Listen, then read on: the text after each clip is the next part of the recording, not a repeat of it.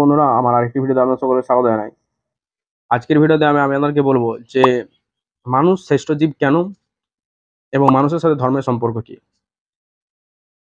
তো তার আগে এখন পর্যন্ত আমার চ্যানেল নতুন, চ্যানেলটি অবশ্যই সাবস্ক্রাইব করবে এবং যদি ভিডিওটি ভালো লাগে অবশ্যই লাইক করবে।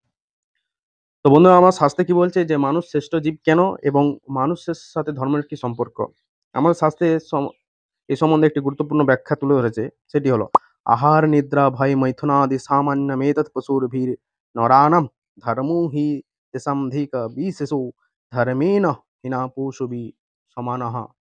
কি বলছে? আহার নিদ্রা ভয় মৈথুন প্রভৃতি কার্য পশু এবং মনুষ্য উভয়েরই সমান, কেবল ধর্মই মনুষ্যের শ্রেষ্ঠতা সম্পাদন করিয়াছে, অতএব ধর্ম বিবর্জিত মনুষ্য পশুর সমান। তো আশা করি আপনাদেরকে আমি বোঝাতে পারলাম যে মানুষ কেন শ্রেষ্ঠ জীব, মানুষের সাথে ধর্মের সম্পর্ক কি।